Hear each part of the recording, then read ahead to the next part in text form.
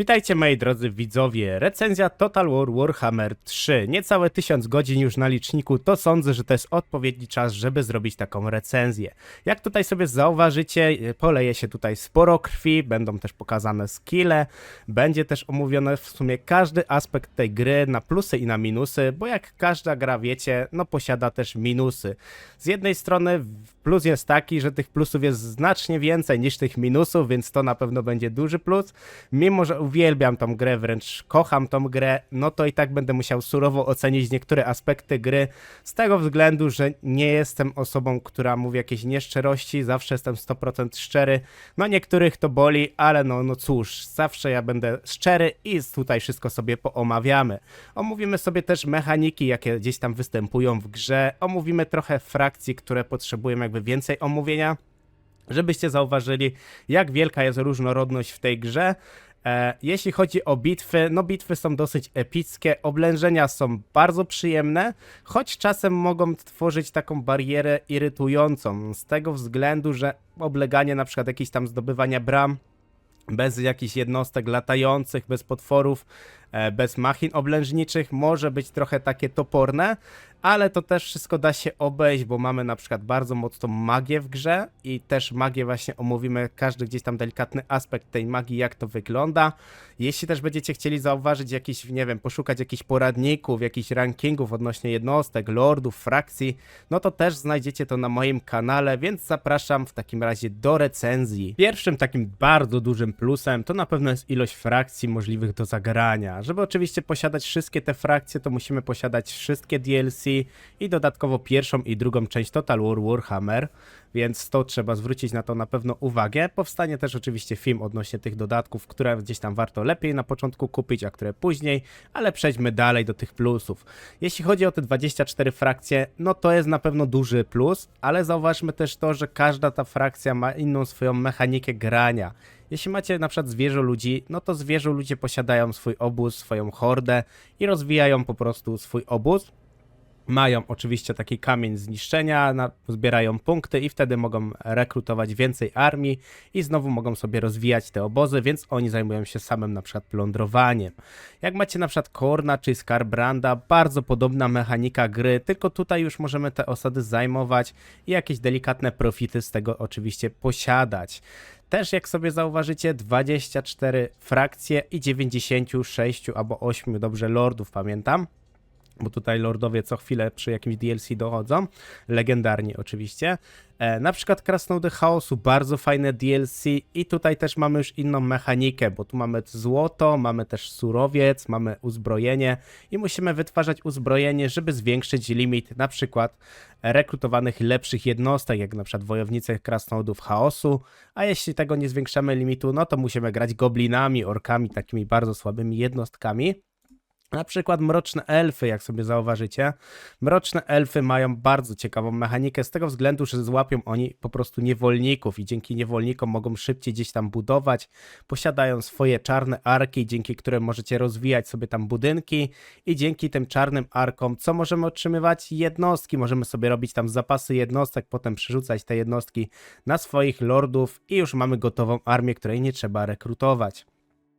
Na przykład Królestwo Ogrów, tylko że moim zdaniem chwilowo to jest dosyć słaba mechanika, ale oni oczywiście w najbliższym DLC-ku w tym roku mają dostać taką powiedzmy zmieniony, rework ma być, taki dosyć sporo i tutaj będzie już też się dużo zmieniało, bo chwilowo mają opcję taką, że mamy obozy i dzięki tym obozom możemy rekrutować lepsze jednostki, a w standardowych stolicach możemy rekrutować słabsze jednostki. No moim zdaniem nie będę tutaj omawiał wszystkich tych frakcji, tylko gdzieś tak chciałem napomknąć, że jednak mechanika każdej frakcji jest zupełnie inna. Zdarzy się gdzieś tam delikatne jakieś podobieństwo, ale ogólnie jest tego naprawdę sporo i to jest na pewno zdecydowany plus. Jeśli przejdźmy może od razu do jednostek, bo moim zdaniem to też zasługuje na spory plus. I jak zauważycie, tych jednostek każda frakcja ma sporo. Wiadomo, jedna frakcja ma więcej, jak tutaj sobie zauważycie, na przykład takie Imperium, Skaveni, no tu jest tych jednostek naprawdę sporo. Ogólnie Total War Warhammer 3 bardzo opiera się na pewno na magii i na jednostkach dystansowych, jak artyleria, strzelcy. No na tym wiadomo, można zawsze najwięcej wyciągnąć i to chyba nawet niezależnie jaki to Total War.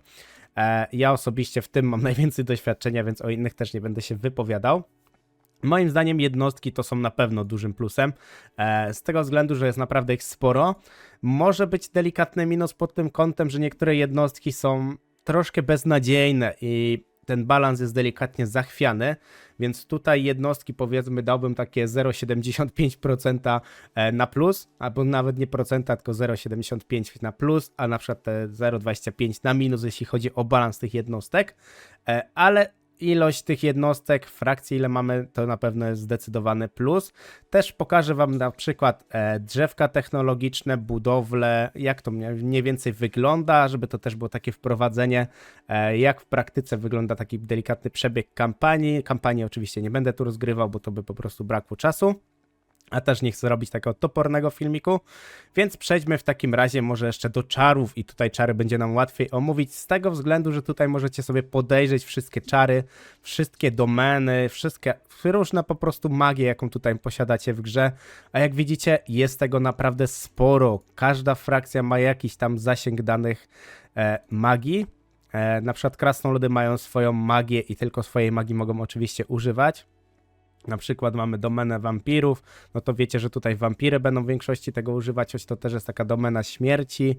No jest tego naprawdę sporo, czary są dosyć ciekawie rozbudowane, bo z tego względu, że mamy czary na przykład dobre przeciwko bohaterom, lordom, którzy ogólnie są bardzo mocni, są wręcz potężni, możecie zrobić armię z lorda i samych bohaterów i możecie wszystkich pokonać.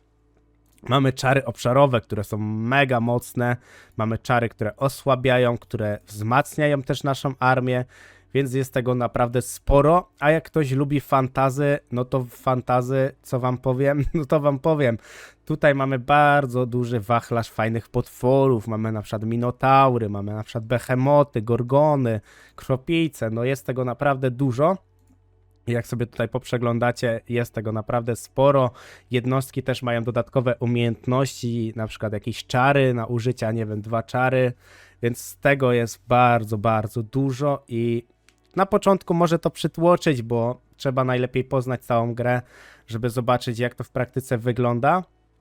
Ale powiem wam szczerze, że fajnie jest sobie kupić taką grę, bo szczerze powiedziawszy, jak sobie policzymy te dodatki tam i pierwszą, drugą, trzecią część, to nie jest naprawdę drogo, choć można sobie kupić na początek pierwszą, drugą, trzecią część i to wyjdzie wam zdecydowanie lepiej, a potem po kolei sobie gdzieś tam wdrążać i patrzeć, jak to wygląda w praktyce. Tym bardziej, że niektóre frakcje mają taką mechanikę gry, jak na przykład Wybrzeże Wampirów. Tutaj się opiera w większości na strzelcach.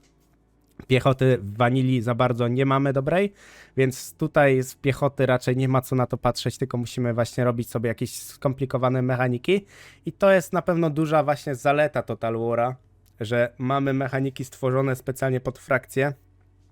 Jak na przykład frakcja Slanesha, która nie ma strzelców, nie ma artylerii, ma powiedzmy tam ma jakiegoś tam potwora, w większości piechotę dosyć szybką i oni się opierają na szybkości, więc musimy dużo szybko flankować, blokować strzelców, więc tych mechanik jest naprawdę sporo i dla każdego coś fajnego się też znajdzie.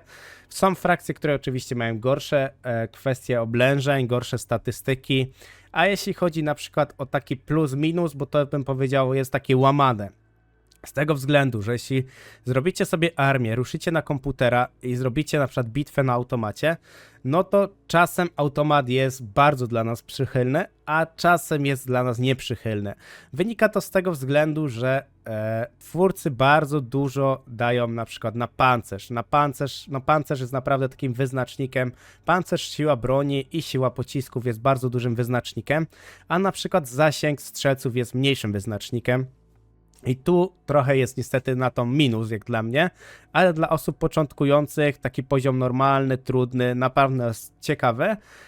Very hard, czyli już taki bardzo trudny, legendarny, da wam naprawdę sporo zabawy, długiej zabawy i kombinowania, jak to wszystko gdzieś tam zgrać. Do Total War'a macie też jeszcze mody, ale modów nie będę recenzował, bo mody to jest akurat indywidualna kwestia i na to zrobię osobny film. Więc jeśli tutaj sobie poomawialiśmy trochę czarów, omówiliśmy trochę frakcji, bo to są oczywiście takie największe plusy, to przejdźmy może w takim razie do pokazania na przykład takich mechanik. Tutaj macie na przykład zaprezentowaną mechanikę krasnoludów. Mamy surowce, mamy uzbrojenie, mamy wpływ konklawy i to jest na przykład całkowicie inna rozgrywka, bo musimy zajmować sobie na przykład poboczne prowincje i jak sobie zajmiemy poboczną prowincję, wybieramy, czy chcemy zrobić na przykład kopalnię pod surowce, czy chcemy zrobić zbrojownię pod uzbrojenie i dzięki temu mamy na przykład schemat piekielnej kuźni i za te uzbrojenie wykupujemy możliwość rekrutowania kolejnych jakby kart, ilości kart. A jeśli chodzi o samą już rekrutację, mamy też rozbudowane na tej zasadzie, że za surowce budujecie nie konkretne budynki, za na przykład kasę budujecie też konkretne budynki, a za uzbrojenie budujecie takie budynki dużo już mocniejszych jednostek. Więc jest tego naprawdę z wszystkiego sporo, mamy garnizony, sporo budynków dla kasy, mamy też oczywiście ograniczenia jeśli chodzi o budowlę, więc musicie się skoncentrować, co chcecie wybudować w danym mieście. Jeśli jest to miasto, które jest w miarę bezpieczne, oczywiście budujemy też tam armię, będzie wtedy to wygodniejsze. Przebieg kampanii to mamy na przykład rekrutację jednostek, tutaj macie pokazane jaki limit jednostek możecie zrekrutować, to jest też wybranych oczywiście w frakcjach, niektóre frakcje nie mają limitu i wtedy możecie rekrutować ile chcecie. Macie też dwa rodzaje rekrutacji, standardowy i globalny, co moim zdaniem jest bardzo fajne i przyjemne, bo daje to nam trochę taki schemat, że musimy te budynki dobrze budować, bo są budynki, które wam zwiększają ilości rekrutowanych globalnie jednostek, skrócenia czasu globalnego, więc tych mechanik jest naprawdę sporo, żeby gdzieś tak szczerze przysiąść przy tej grze i ogarnąć wszystkie te mechaniki, no to sądzę takie 100 godzin to jest minimum, żebyście gdzieś tam wkroczyć w ten ten świat Total War Warhammer, ale ten świat jest bardzo przyjemny i bardzo przyjemnie się też gra, a mamy różnorakie frakcje, więc możemy też sobie gdzieś tam balansować tą grą, możemy sobie zagrać frakcjami, które na przykład nie używają strzelców, ale znowu możemy zagrać frakcją, która jakby polega tylko na strzelcach, więc dla każdego gracza znajdzie się tu naprawdę setki godzin i dodatkowo setki ciekawej frajdy, z tego względu, że musimy kombinować w zależności od frakcji. Są frakcje, które są prostsze, które są powiedzmy takie szablonowe, a są frakcje, które są nieszablonowe i wtedy daje nam to dużo ciekawszą rozgrywkę. Każda frakcja też oczywiście ma swoje drzewko technologiczne. Krasnoludy chaosu mają na przykład podzielone to na 3. Mamy wojskowość, czarodziejstwo i przemysł i dzięki temu sobie możemy odblokowywać konkretne schematy. A na przykład inne frakcje mają tylko jedno drzewko i musicie sobie najpierw poprzeglądać, co chcecie gdzieś tam budować, żeby po prostu to zbudować. Mamy też opcję konwojów, czyli karawan. Możecie wymieniać na przykład surowce na kasę, kasę na surowce, niewolników i tak dalej, i tak dalej. Więc tych schematów jest naprawdę sporo. Zaraz oczywiście wam pokażę mapę taką największą, jaką mamy i też omówię delikatnie te kampanie. Kampanię w Total War Warhammer 3 mamy oczywiście dwie, no bo pierwsza to jest taki zagubiony Bóg, to jest taki prolog wprowadzający nas właśnie do gry. Dla nowych graczy osobiście polecam, bo ciekawy ten prolog nawet jest, ja go zagrałem po kilkuset godzinach, szczerze się przyznaję. Królestwo Chaosu tu macie taką bardziej linię fabularną, jest oczywiście też mniej frakcji do wyboru, ale też jest ciekawsza rozgrywka, bo są takie portale chaosu, w których gdzieś tam trzeba walczyć, ale nie będę też za dużo spoilerował, ale oczywiście pokażę każdą tutaj mapę. Imperia Nieśmiertelnych to macie tutaj rozległą mapę, która jest po prostu takim połączeniem z wszystkich tych części, jest ogromna mapa, ogromna bitwa, więc jeśli ktoś chce zdominować cały świat, to zdecydowanie polecam. Ja na Imperiach Nieśmiertelnych gram w sumie najwięcej, bo jakoś ten Królestwa Chaosu fajnie jest to tak gdzieś raz, dwa razy zagrać, ale jednak te Imperia Nieśmiertelnych wychodzą lepiej. Zaraz oczywiście zaprezentuję wam te mapy. Pierwszą mapę, którą wam zaprezentuję, to jest właśnie te Królestwo Chaosu. Mapa jest, powiedzmy, nie aż taka duża jak Imperia Nieśmiertelnych, ale jak sobie zauważycie, no jest sporo tych lokalizacji do podbicia i mamy tutaj kwestie portali, dzięki którym możemy się przenosić i walczyć gdzieś tam z chaosem, bo to jest taki temat powszechny w Total War Warhammer 3. Tutaj na przykład mamy właśnie Astragota, żelazną rękę i on sobie tutaj zaczyna. I mamy też nawet specjalne właśnie misje. Mamy na przykład tutaj odwierty, które możemy gdzieś tam wykonywać. Więc każda ta frakcja ma swoje jakieś tam konkretne misje do zrobienia i jest to moim zdaniem bardzo ciekawe. A też może was nie przytłoczyć wtedy ta mapa, bo jednak nie jest ona aż taka spora. Jak sobie zobaczymy na ilość frakcji, no to mamy 108, ale pamiętajcie, że bardzo dużo tych frakcji to są takie poboczne, które tam padają po paru turach, więc nie ma tego naprawdę sporo. A zaraz oczywiście pokażę tutaj Imperia Nieśmiertelnych. A tutaj, moi drodzy, mamy Imperia Nieśmiertelnych. No, faktycznie robi różnicę, nie? Jak wrzuciliśmy tamtą mapę, a tutaj, no jest tego naprawdę wszystkiego sporo. To jest ponad 500 osad do podbicia, więc jeśli ktoś chce zrobić taką ogromną dominację, jest to wtedy ciekawe. Tutaj też wybrałem specjalnie zwierzę ludzi, no bo to jest inna forma na przykład armii. Inna forma jakby frakcji, z tego względu, że tutaj macie rozwój na Lordzie. Lord jest taką hordą, mamy panel budowy hordy i tutaj sobie rekrutujecie armię, rekrutujecie sobie lordów, bohaterów, jest tego naprawdę sporo. Oczywiście nie możecie sobie od razu wszystkiego rekrutować, lordów, bohaterów, znaczy no lordów możecie, ale bohaterów wszystkich od razu nie możecie rekrutować. Musicie mieć do tego specjalne budynki, które oczywiście macie tutaj pokazane, który budynek co wam odblokowuje, jakie dostajecie oczywiście bonusy. Też mamy dużo tych budynków, które na przykład dają nam zwiększenie pozyskiwania akurat grozy, jeśli chodzi o zwierzę ludzi, mamy szansę zdobycia lepszych itemów. Bo jeśli już jesteśmy tutaj przy tym temacie, to może wam trochę pokażę, jak wygląda takie drzewko na przykład u Lorda, jakie mamy tutaj te umiejętności, jakie bonusy, jakie tutaj mamy wszystkie te statystyki, unikatowe właśnie jakieś cechy, za kampanię, za daną frakcję. Mamy też oczywiście zadania fabularne, dzięki którym możecie uzyskać unikatowe itemy. A itemy możemy oczywiście tutaj nakładać, mamy też opcję pomocników, że zdobywamy takich pomocników, takie dary, chorągwie i możemy też sobie nakładać. Możemy też łączyć itemy, które mamy na przykład jakiegoś tam danego typu, nie wiem, dużo talizmanów, ale nie mamy broni, to możemy połączyć te itemy. Jest szansa, że wyjdzie wam akurat na przykład broń ulepszona jakaś, więc jest tego naprawdę sporo. Zawsze na początku też otrzymujemy pobocznego bohatera, który tam gdzieś wchodzi do naszej armii. I tutaj dla odmiany mamy właśnie czarodzieja, który ma tutaj domenę śmierci. Mamy tu ładnie rozpisywane te zaklęcia. Więc to jest moim zdaniem na duży plus, ale od razu wymienię przy tym taki jeden niestety smutny minus. Bo każdy bohater Lord może osiągnąć maksymalnie 50 punktów, 50 poziom.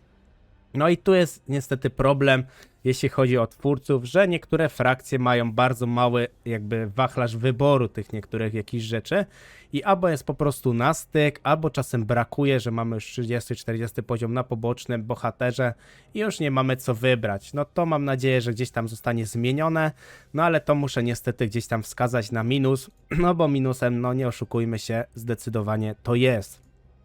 Jeśli chodzi o przebieg takiej kampanii, mamy też coś na tej zasadzie, że mamy korzystanie ze zwierzęcych ścieżek, czyli możemy się na przykład teleportować przez ściany. Mamy właśnie taki okrąg, przez który możemy gdzieś tam przeskoczyć i tracimy wtedy cały ruch, ale przeskakujemy na przykład dużo dalej. To jest właśnie fajne z tego względu, że mają to na przykład zwierzę ludzie, mają to krasnoludy, leśne elfy, takie frakcje, które gdzieś tam w praktyce miały właśnie taką możliwość gdzieś tam przejścia, jakoś przeskoku.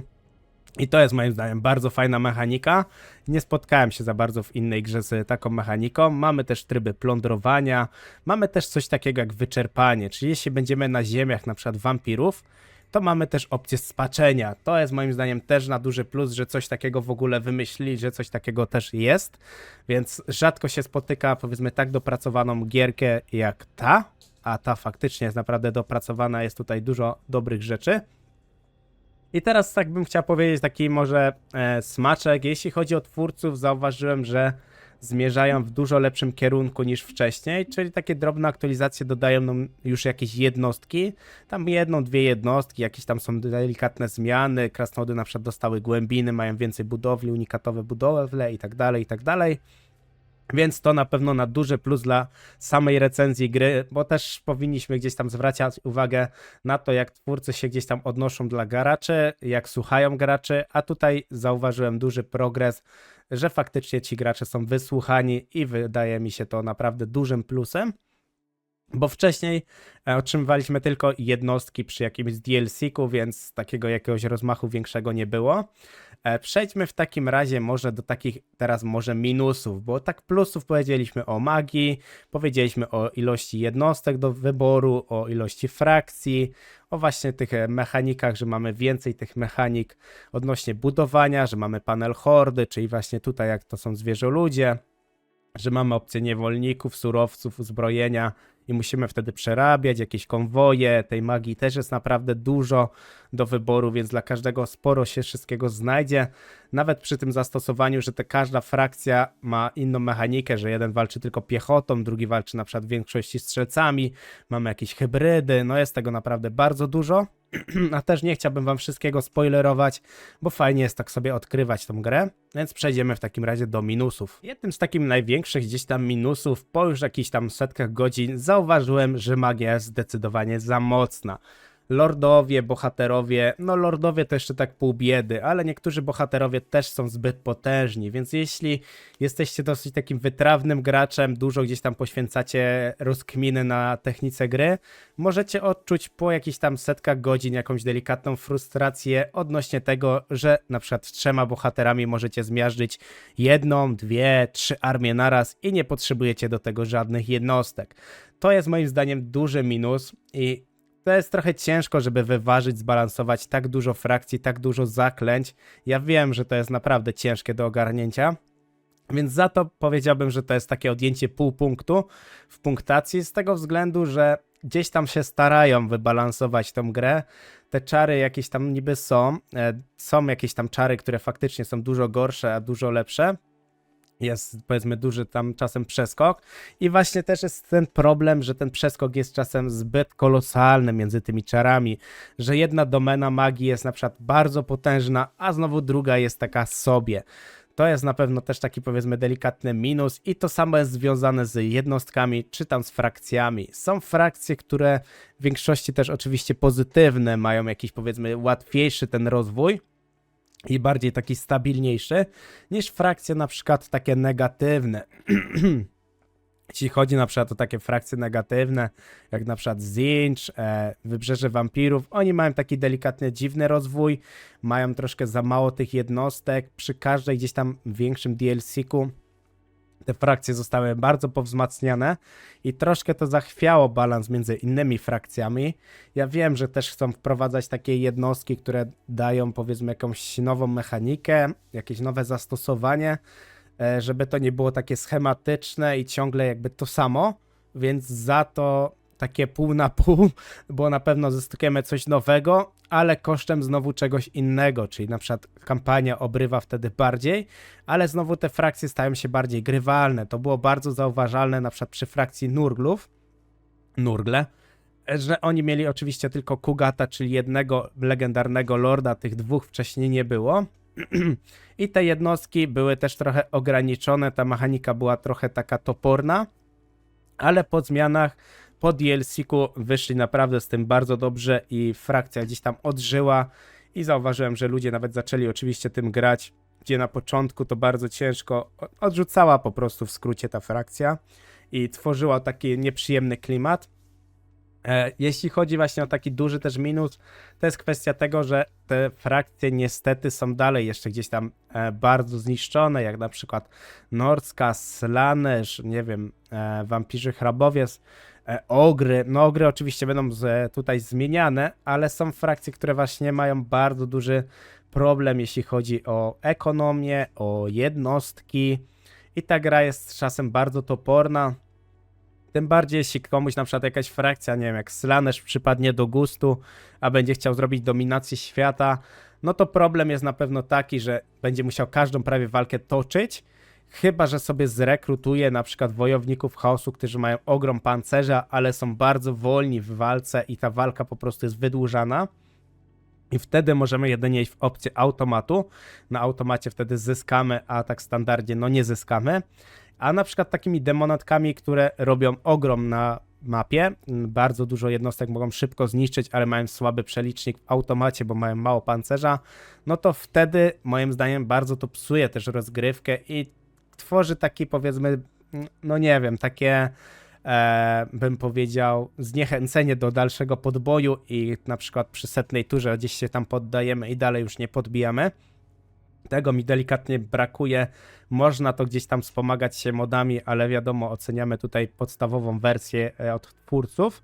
I problem jest na pewno duży względem efektów lorda, efektów frakcji, że niektórzy lordowie, niektóre frakcje mają bardzo dobre te efekty, a niektórzy mają po prostu strasznie do dupy. No niestety powiedziałem te słowo do dupy, no bo musiałem jakoś wyrazić te emocje, a nie chciałem oczywiście przeklinać.